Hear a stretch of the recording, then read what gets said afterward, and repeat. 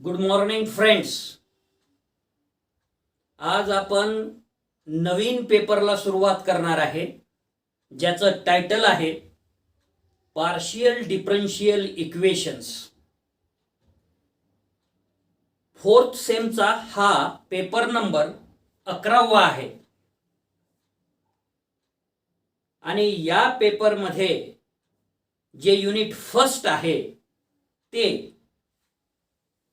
आपल्याला text book म्हणून सिलेबसला हा पुस्तक आहे, advance engineering mathematics by H.K. Das. या पुस्तकामधून पूर्ण सिलेबस आहे. हे पुस्तक आपल्या लायब्ररीमध्ये नंबर ऑफ कॉपीजमध्ये अवेलेबल आहे. आपण तिथून इश्यू करू शकता. सोबतच या चॅप्टरमध्ये जे सिलेबस आहे त्याच्यामधला पहिला जो युनिट आहे तो चॅप्टर नंबर 9 आहे. चॅप्टर नंबर 9 मध्ये त्याचं टायटल आहे पार्शियल डिफरन्शियल इक्वेशन्स आणि हा जो आहे आपला लेक्चर नंबर 1 आहे. कशासाठी? पार्शियल डिफरन्शियल इक्वेशन्स या पेपरसाठी. तर मग आपण सुरू करू. Article 9.1 partial differential equations. कशाला म्हणतात partial differential equations? Partial differential equations are those equations which contain partial differential coefficients, independent variables and dependent variables. Partial differential equation आपण त्याला म्हणू ज्याच्यामध्ये पार्शियल डेरिव्हेटिव्ह असेल, पार्शियल डिफरन्शियल कोएफिशिएंट्स असेल आणि independent variable at least 2 असेल आणि डिपेंडंट व्हेरिएबल 1 असेल. मग आता इंडिपेंडंट व्हेरिएबल कोणते आणि डिपेंडंट व्हेरिएबल कोणते? The independent variables will be denoted by x and y. Independent variable कशाला म्हणणार आहोत आपण? x and y ला. and the dependent variable by z. Dependent variable z ला डिनोट केलेला आहे, इंडिपेंडंट व्हेरिएबल x आणि y ला डिनोट केलेला आहे. आता पार्शियल डिफरन्शियल कोएफिशिएंट्स कशाला म्हणता येईल? The partial differential coefficients are denoted as follows. Delta z by delta x is equal to p denote केलेला आहे. हे जे delta z by delta x आहे हे पार्शियल डिफरन्शियल याला कोएफिशिएंट्स म्हणता येईल किंवा पार्शियल डेरिव्हेटिव्ह म्हणता येईल. तर विथ रिस्पेक्ट टू x असल्यामुळे हे delta z by delta x हे एक डेरिव्हेटिव्ह आहे, याला डिनोट केलेला आहे p. हे विथ रिस्पेक्ट टू y आहे, delta z by delta y which is equal to q comma delta 2z upon delta x square, याला डिनोट केलेला आहे r. Delta 2z upon delta y square, याला denote केलेला आहे t. Delta 2z upon delta x delta y किंवा delta 2z upon delta y delta x, याला denote केलेला आहे s. So all these are partial differential coefficients. हे आपल्याला या पेपरचं सिलेबस संपेपर्यंत कामाचं आहे. त्यामुळे तुम्हाला पार्शियल डिफरन्शियल कोएफिशिएंट्स कशाला म्हटलेलं आहे आणि त्याला काय डिनोट केलेलं आहे हे माइंडमध्ये लक्षात ठेवायचं आहे. मग पुन्हा एक वेळा सांगतो. Small p is equal to delta z by delta x, small q is equal to delta z by delta y, small r is equal to delta 2z upon delta x square, small t is equal to delta 2z upon delta y square आणि delta 2z upon delta x delta y किंवा delta 2z upon delta y delta x, याला small s denote केलेला आहे. आणि याला mixed derivative सुद्धा म्हणतात. Delta 2z upon delta x delta y आणि delta 2z upon delta y delta x, याला मिक्स्ड पार्शियल डेरिव्हेटिव्ह सुद्धा म्हणतात. आणि mixed partial derivative are always equal. तर हे झाले सगळे पार्शियल डिफरन्शियल कोएफिशियंट्स. आता दुसरा आर्टिकल बघू आपण 9.2, order of a partial differential equations. Order partial differential इक्वेशनचं ऑर्डर किती आहे ते आपल्याला कसं ओळखायचं. Order of a partial differential equation is the same as that of the order of the highest differential coefficients in it. दिलेल्या equation मध्ये highest differential coefficients किती वेळा डेरिव्हेटिव्ह काढलेली आहे, सगळ्यात जास्त किती आहे. Differential coefficients and derivative are same. तर किती वेळा डेरिव्हेटिव्ह आहे हायएस्ट, त्याच्यावरून त्या इक्वेशनचं अर्थात पार्शियल डिफरन्शियल इक्वेशनचं आपण ऑर्डर ठरवू शकतो.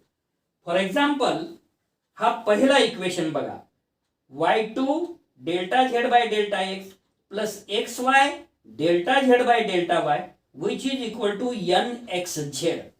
या इक्वेशन कडे जर तुम्ही बघितलं तर एक वेळा डेरिव्हेटिव्ह दिसत आहे. Delta Z by delta X असेल, delta Z by delta Y असेल, एक वेळा डिफरन्शिएशन दिसत आहे, म्हणून याची ऑर्डर एक असेल. The order of first equation is 1. हे बघा, delta 3z upon delta x square into delta y plus delta 2z upon delta y square plus delta z upon delta x is equal to x y. या equation मध्ये मात्र highest derivative हे आहे 3, म्हणजे with respect to x 2 वेळा काढलेला आहे आणि विथ रिस्पेक्ट टू वाय 1 वेळा काढलेला आहे. तर या इक्वेशनचं ऑर्डर जर आपल्याला ठरवायची असेल तर आपण म्हणू शकतो the order of second equation is 3. तर मित्र हो, तुम्हाला पार्शियल डिफरन्शियल इक्वेशन म्हणजे काय, इंडिपेंडंट व्हेरिएबल कशाला म्हणतात, डिपेंडंट व्हेरिएबल कशाला म्हणतात, पार्शियल डिफरन्शियल कोएफिशियंट्स कोणते आहेत आणि त्याला काय डिनोट केलेलं आहे, आणि सोबतच order of partial differential equation हे आपण इथे बघितलं.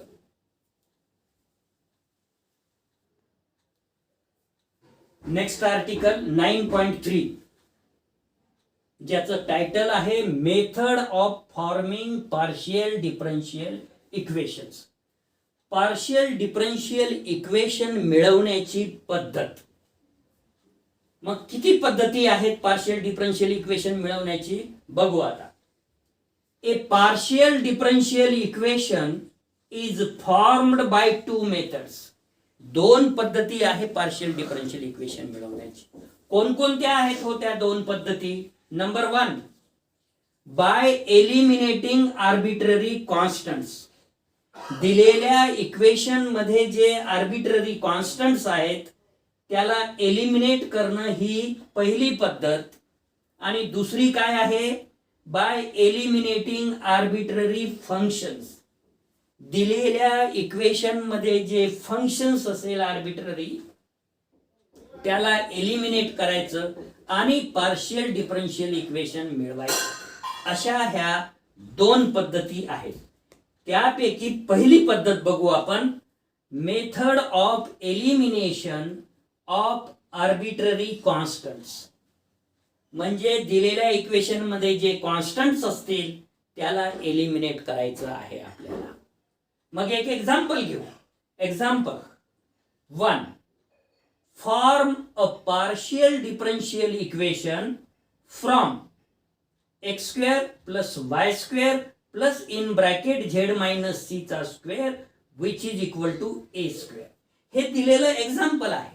आपल्याला ऑलरेडी माहित आहे पार्शियल डिफरन्शियल इक्वेशनच्या डेफिनेशन मध्ये की पार्शियल डिफरन्शियल इक्वेशन मध्ये एक्स आणि वाय हे इंडिपेंडंट व्हेरिएबल आहे आणि झेड हा डिपेंडंट व्हेरिएबल आहे.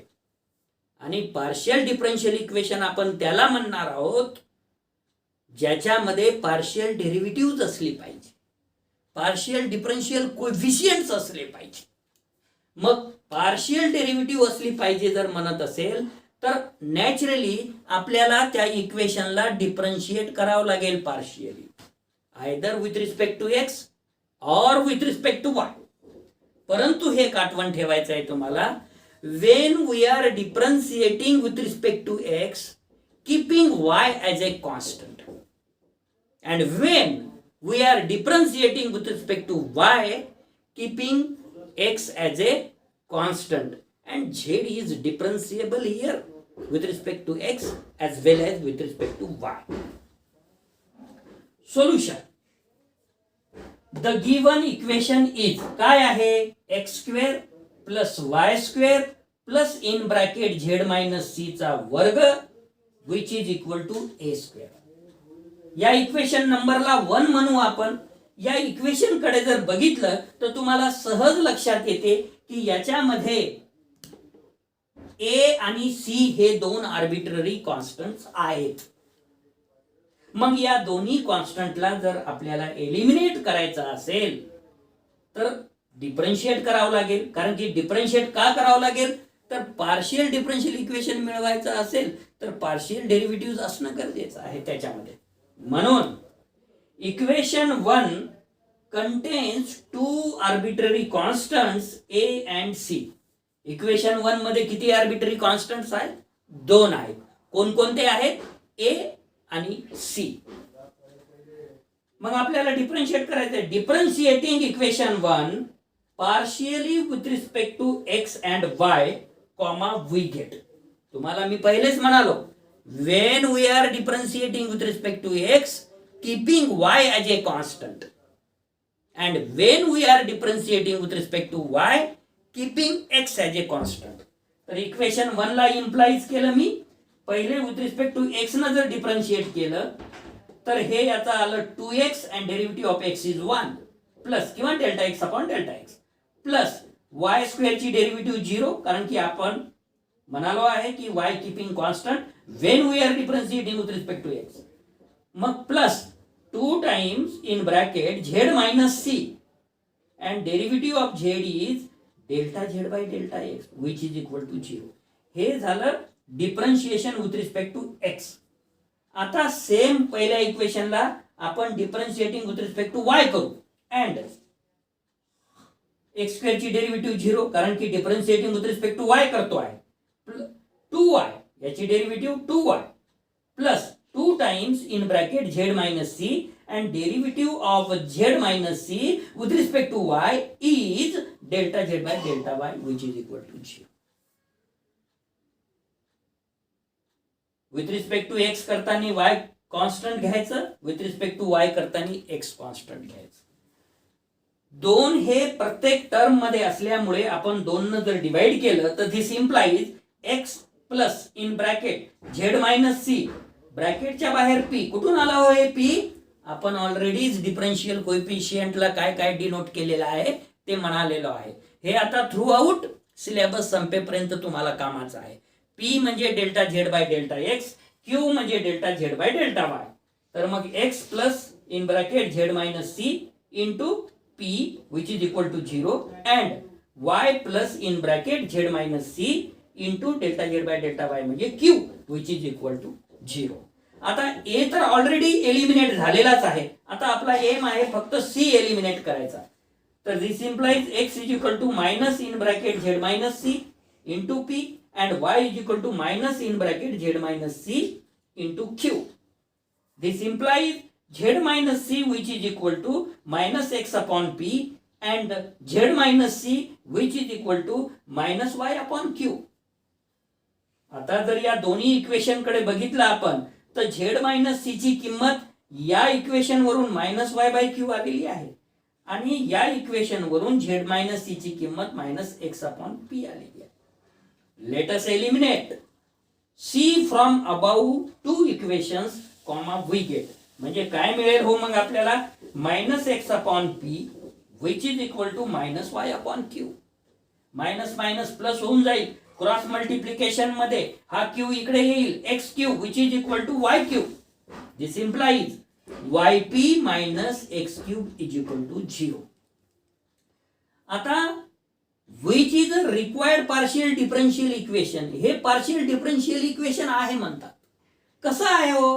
कारण पी ची किंमत delta Z by delta x आहे, क्यू ची किंमत delta Z by delta y आहे. म्हणजे हे इक्वेशन काय झालं? Y delta Z by delta x minus x delta Z by delta y which is equal to 0 means what? It is a partial differential equation of first order. Why? Because there is a first derivative. त्यामुळे आपण आज इथेच थांबणार आहोत.